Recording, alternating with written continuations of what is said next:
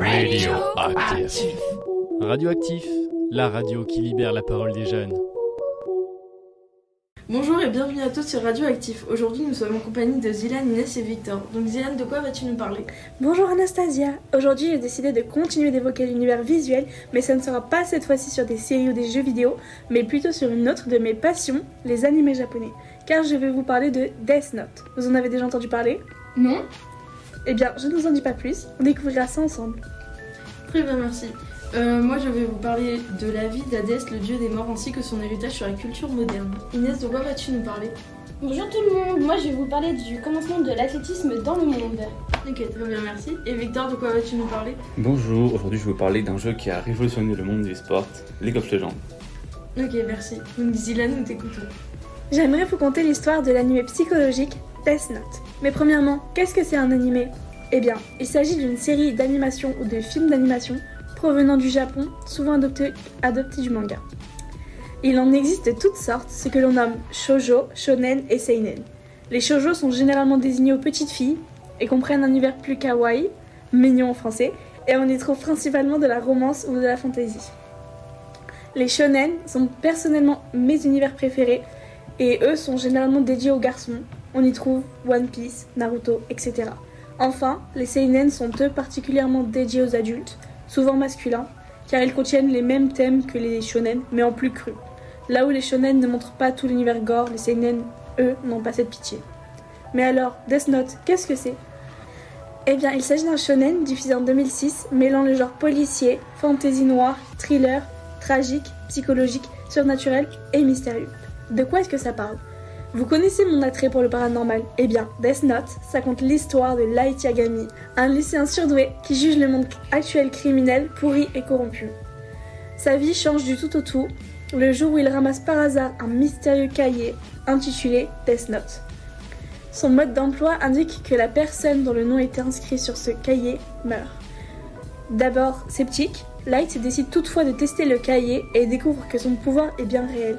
Il rencontre l'ancien propriétaire du Death Note, un Shinigami, autrement appelé dieu de la mort, nommé Ryuk. Celui-ci déclare avoir volontairement laissé tomber son carnet dans le but de se divertir, et Light décide d'utiliser ce Death Note afin d'exterminer les criminels dans le but de bâtir un monde parfait. Seulement, à quel prix? C'est un jeu auquel Light Yagami sera confronté. Lui qui voulait exterminer le monde de criminels finit lui-même par devenir ce criminel pourri et corrompu. Cependant, toutes ces morts inexpliquées de criminels à travers le monde attirent l'attention d'Interpol, organisation internationale de police criminelle, et du mystérieux L, un détective particulièrement talentueux, mais dont personne ne connaît l'identité. Death Note, c'est la recherche du bien et du mal. C'est des questionnements psychologiques tout au long. Un homme souhaitait simplement stopper toute cette brutalité, mais lui-même finira par devenir tout ce qu'il détestait. Et vous, comprenez-vous les choix de Light? Serez-vous plus du côté de Light ou bien de L? Vous le saurez en regardant Death Note. Très bien, merci. Donc, à mon tour de vous parler de la vie d'Hadès.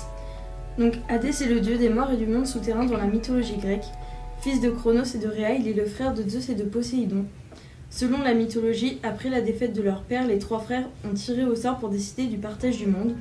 Zeus a remporté le ciel, Poséidon la mer, et Hadès a hérité du monde souterrain.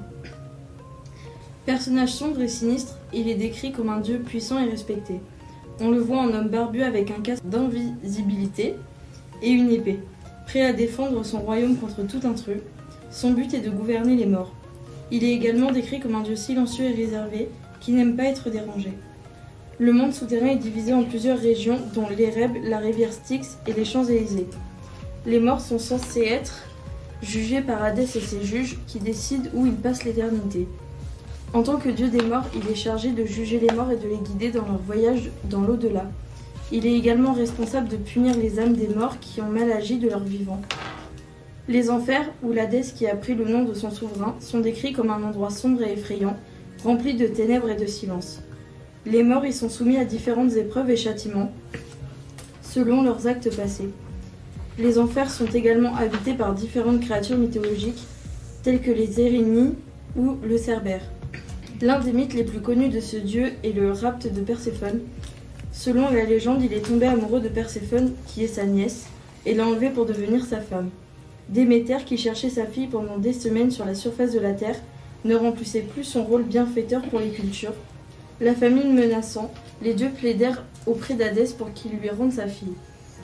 Mais cette dernière avait goûté aux fruits du monde de l'au-delà et ne pouvait revenir indéfiniment sur Terre. Un accord fut trouvé. Perséphone était contrainte de passer une partie de l'année dans le monde souterrain avec son époux, ce qui explique que la Terre se met en sommeil l'hiver. Mais autorisée à rejoindre sa mère, déesse de l'agriculture, le printemps et l'été. Cette histoire explique pourquoi il y a des saisons dans le monde et pourquoi la terre est fertile à un certain moment de l'année et stérile à d'autres moments. Une autre légende célèbre impliquant Hadès est l'histoire d'Orphée et d'Eurydice. Orphée, un poète et musicien talentueux, est tombé amoureux d'Eurydice et a promis de la protéger. Cependant, Eurydice est morte mordue par un serpent et est descendue dans le monde souterrain. Orphée a réussi à persuader le dieu des enfers de lui permettre de ramener Eurydice à la vie, mais avec une condition, il ne devait pas se retourner pour la regarder jusqu'à ce qu'ils aient atteint le monde des vivants. Malheureusement, Orphée, impatient, a fini par se retourner et soulever le voile qui recouvrait sa douce. Eurydice fut renvoyée dans le monde souterrain pour toujours. Son influence peut être vue dans de nombreuses œuvres de la culture moderne. Dans la littérature, il est souvent utilisé comme un symbole de la mort et de la peur, comme dans le livre Percy Jackson et le voleur de foudre de Rick Riordan. En musique, il représente la peur et l'obscurité, comme dans la chanson Hadès de Kalma. Enfin, dans le cinéma, on le dépeint comme un personnage méchant, sombre et effrayant, comme dans le film d'animation Disney Hercule. Hadès a eu un impact important sur l'imagination humaine en raison de sa connexion avec la mort et l'au-delà. Sa représentation sombre et mystérieuse a inspiré de nombreuses histoires et légendes, ainsi que des œuvres d'art et de littérature. Il continue également d'être un sujet de fascination pour de nombreuses personnes en raison de son rôle important dans la mythologie grecque. Inès, à ton tour. L'athlétisme est sans nul doute le sport le plus ancien et le plus universel. Il était pratiqué d'abord pour des raisons de survie, avant qu'il ne devienne un jeu et de la compétition. Il est aussi le sport auquel les hommes adhèrent dès leur plus jeune âge, pour le plaisir de courir, sauter ou lancer. Dans l'Antiquité, au XVe siècle avant Jésus-Christ, c'est en Égypte et en Crète que l'on retrouve les plus anciennes traces d'une activité sportive athlétique. Puis, au 7e siècle avant notre ère, apparaissent les premiers concours sportifs au sein desquels l'athlétisme occupe une place importante. Du Moyen-Âge au 19e siècle, c'est dans les pays nordiques et anglo-saxons que perdure cette longue période des jeux et concours athlétiques divers. Fin du 19e siècle, qui est marquée par l'organisation des premiers concours et compétitions entre coureurs professionnels. La naissance de l'athlétisme moderne commence à partir du début 19e siècle. Un large mouvement pour développer les exercices physiques en Allemagne, en Suède, en Suisse et en France. Dès les premiers Jeux olympiques modernes, en 1896 à Athènes, l'athlétisme occupe une place importante dans le sport. Une révolution, dit-on. La Fédération internationale est créée en 1912 et enregistre les premiers records du monde masculin. L'athlétisme est alors une activité exclusivement masculine. Les femmes sont admises pour la première fois aux Jeux olympiques d'Amsterdam en 1828. Mais il faudra attendre 1936 pour homologuer leur premier record du monde féminin. Pendant la première moitié du XXe siècle, les compétitions concernent essentiellement les pays d'Europe occidentale et les États-Unis. Puis l'horizon athlétique s'ouvre vers l'Asie, l'Océanie, l'Europe de l'Est et l'Afrique. Progressivement, l'athlétisme s'installe dans le giron des disciplines sportives majeures. Aujourd'hui encore, l'athlétisme comporte une grande variété d'épreuves. Du fait de ses nombreuses catégories et disciplines, l'athlétisme est le sport individuel qui comporte le plus de participants au JO. Le programme sur piste contient des épreuves masculines et féminines, de sprint, de demi-fond et de fond, ainsi que de courses de haies, de steeple et de relais. Ces épreuves se déroulent toutes sur piste qui est d'une distance de 400 mètres avec 2 lignes droites et 2 virages. Au programme, nous avons aussi des épreuves combinées lors des compétitions. Une épreuve féminine combinant 7 épreuves, l'hétathlon, et une épreuve masculine combinant 10 épreuves, le décathlon. Ces épreuves se déroulent sur 2 jours dans un enchaînement qui met les athlètes à rude épreuve. Les concours se déroulent à côté de la piste. Ils prennent place dans un aire de saut pour la hauteur et la perche, un bac à sable pour la longueur et le triple saut, un cercle pour les lancers de poids, disques et de marteau, et enfin, une zone de piste pour les lancers de javelot. Les athlètes participent chacun leur tour et les concours comprennent une phase de qualification au cours de laquelle les meilleurs athlètes se qualifient pour passer en finale. L'athlétisme a eu une belle et grande évolution au fil des années. Très bien, merci. Victor, c'est à ton tour. Ok. League of Legends, souvent appelé LoL, est un jeu de combat en arène multijoueur en ligne.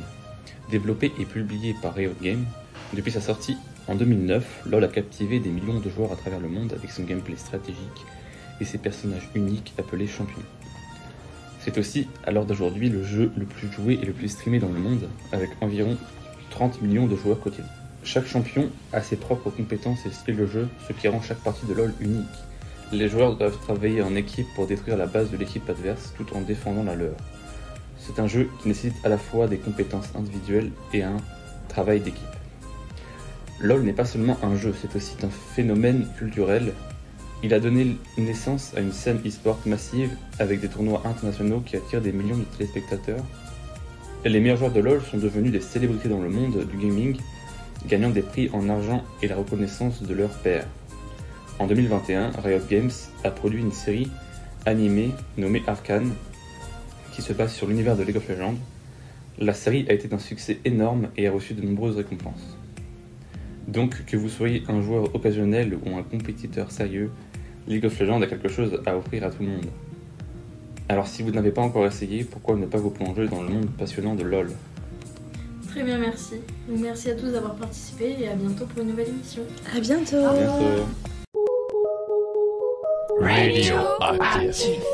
Radioactif, la radio qui libère la parole des jeunes.